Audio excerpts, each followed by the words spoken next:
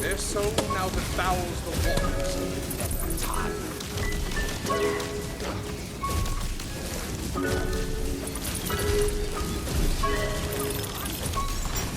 These hands are ready for blasting.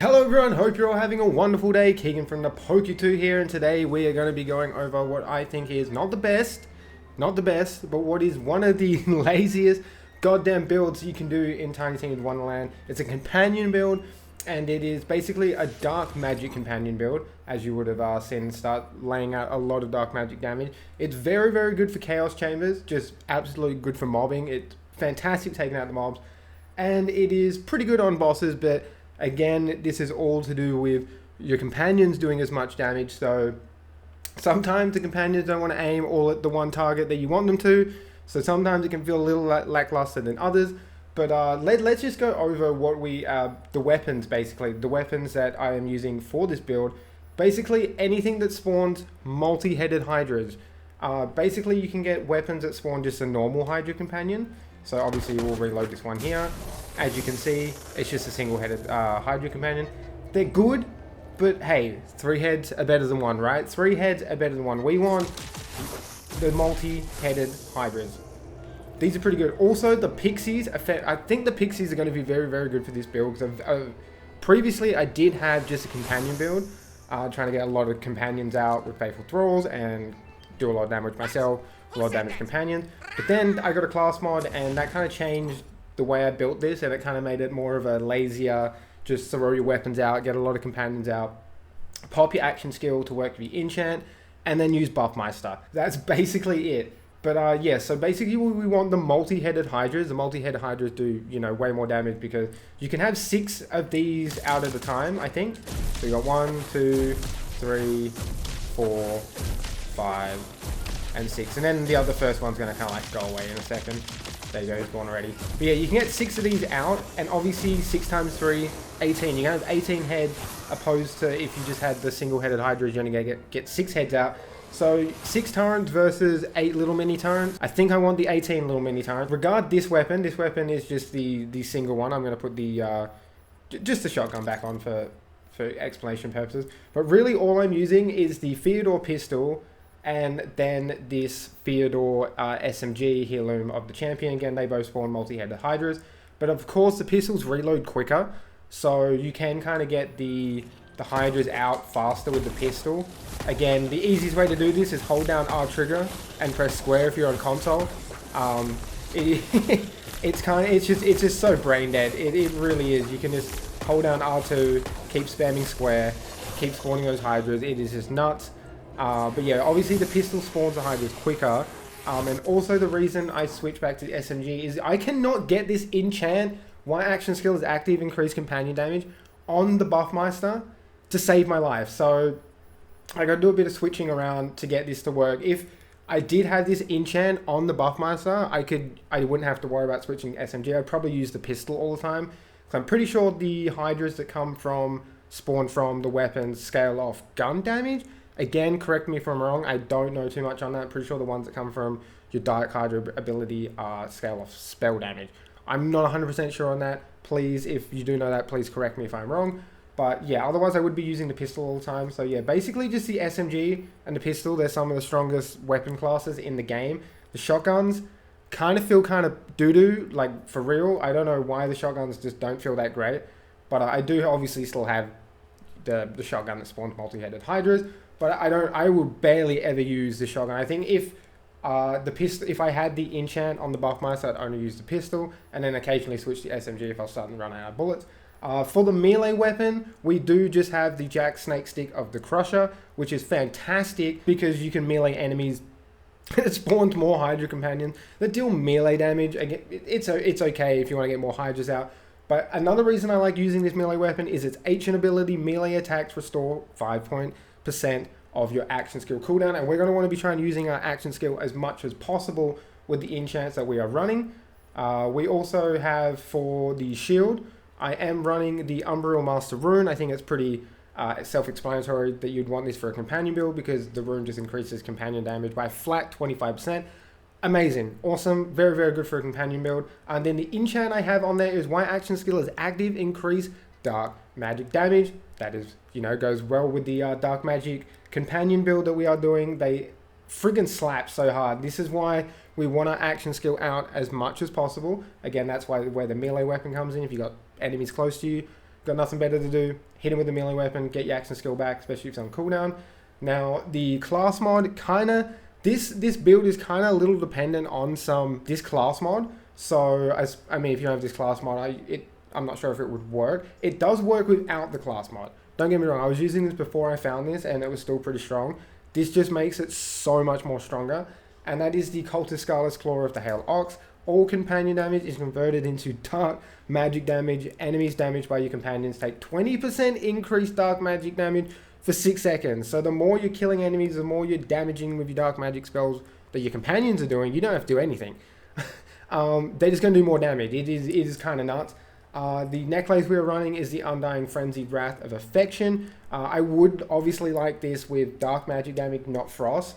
I've just taken it for the Graveborn power and the fact that, whenever the Fate Mage or companion kills, an enemy companion damage is increased by 20% for 15 seconds. The effect stacks up to 5 times. So you can get 100% companion damage as long as you're killing a lot of enemies. And then the rings is just the Ali Mood Ring of the Doomed. Chaotic. Again, I still need a lot of upgraded gear.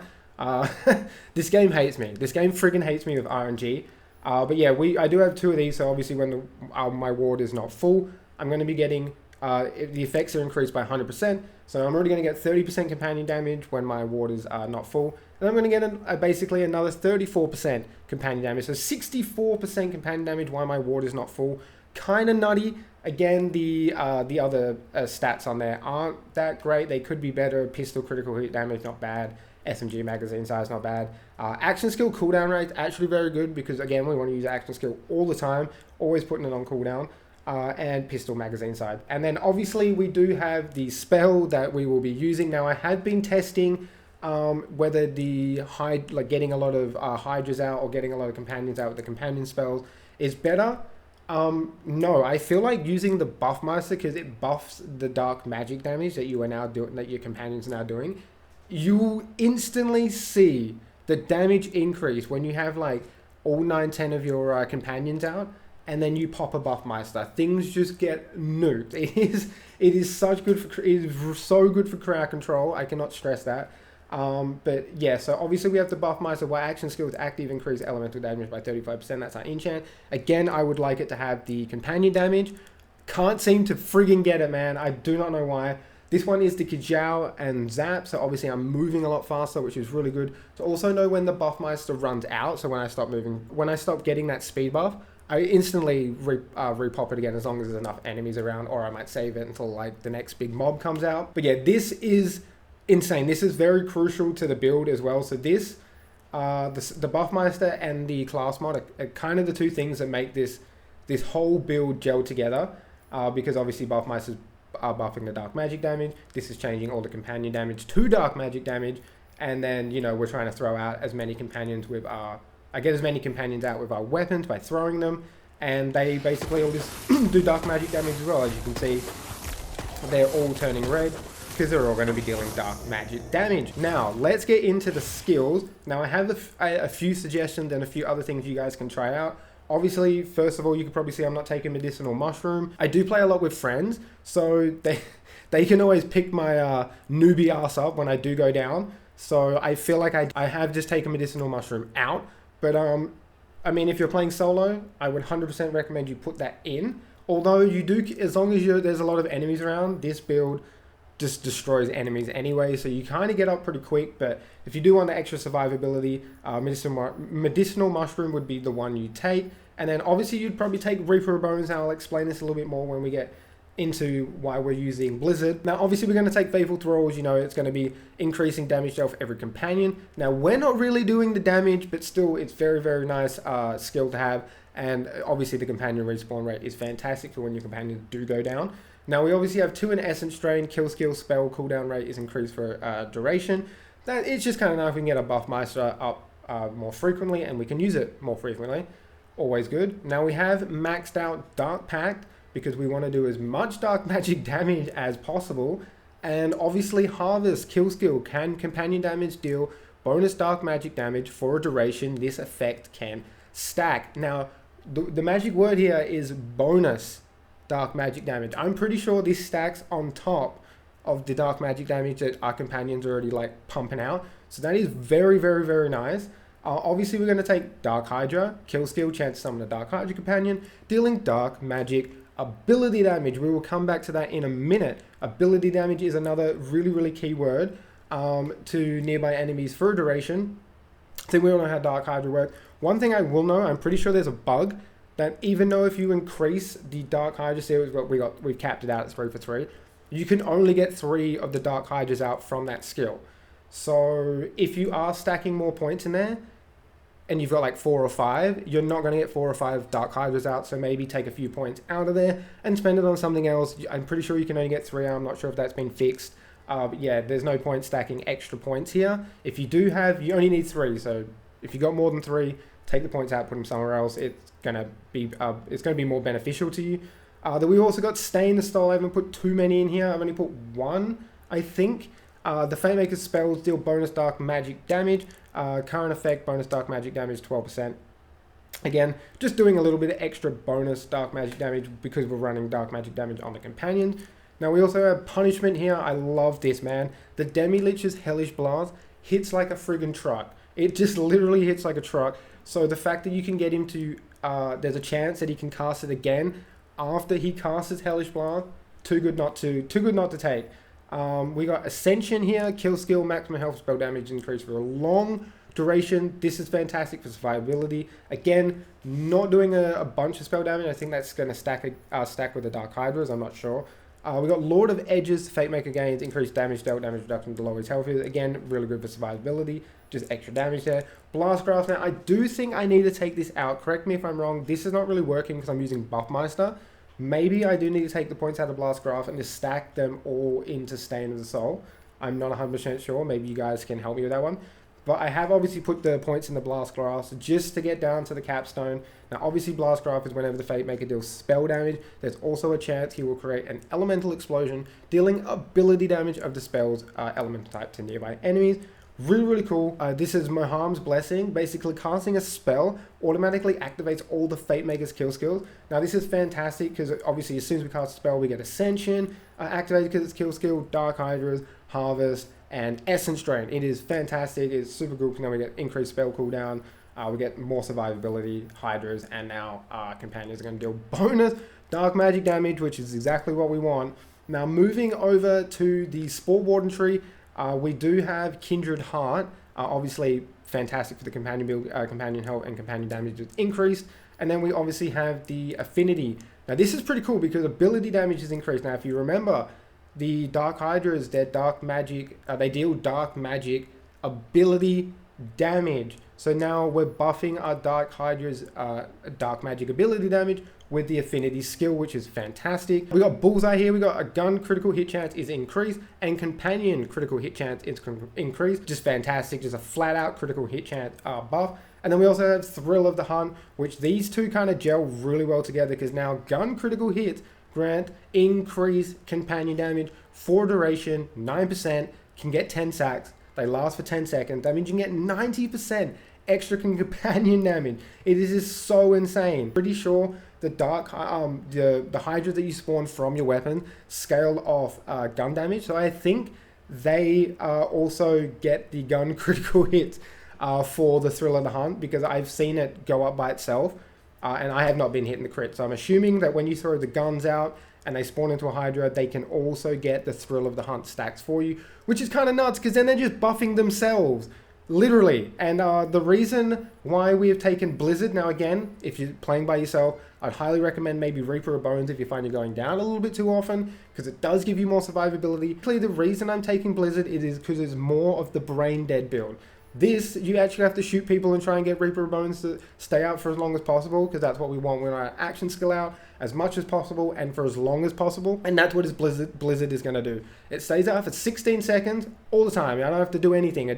That's how long it's out there for. It has Frost ability damage, which again scales with affinity. So it's nice. We're buffing Blizzard up. But yeah, that's all we're really using Blizzard for. It stays out for 16 seconds. It's reliable. You don't have to, worry about shooting enemies to try and keep Reaper of Bones constantly out because you're getting that leech efficiency. And you need to keep healing yourself because you keep taking damage while in Reaper of Bones. And obviously when your health reaches 0, you become invincible. Yada, yada, yada. So you can get nuked really quickly. And I find Reaper of Bones can just it can be there forever, or it can literally just be there for 2 seconds. So Blizzard, I just feels more sustainable, it's more reliable. You get it out for 16 seconds, and then that obviously goes with all the enchants that we have, like Y action skill is active, increased companion damage. We're going to get that for 16 seconds, and then we're also going to get Y action skill is active, increased dark magic damage by 50%. Really, I think the other enchants aren't the best. I think they could be better, like I could get one with Blizzard and stuff. But yeah, I've just obviously got the spellcast, increased gun damage, which is it's just nice. And then obviously Y action skill is active, increased elemental damage. I think this should scale with the dark magic damage as well. If it doesn't, please let me know so I can take that off. We're trying to keep the action skill out all the time and for as long as possible. And that's how we're going to be getting all that juicy damage. Now, obviously the hero ranks that I am taking, I've obviously just put 29 to strength, more crit damage, 30 into intelligence, more spell cooldown. And we got a little bit in constitution, 30 there just for more health, more survivability. And attunement, I've maxed that out for the skill cooldown because again, we want to be using that skill and we want to be keeping it out for as long as possible. I sound like a friggin' broken record player, man. And that is basically it, guys. I think I've tried my best to cover everything I can. I didn't want this video to be too long. It's probably super confusing because I'm just saying a whole bunch of different things all at once. Any feedback would be greatly appreciated, guys. Anything on that what could make this build better. I know there's a lot of stuff that I do need to get that I know will make this better. And I also would like to try out the Pixie Companion weapons as well. But again, RNG is just kicking my ass at this game. But if you did like this, please leave a like on the video. It greatly helps the channel. And yeah, thank you so much, guys. Hope to see you next time. Stay safe. Have a great day. Peace out.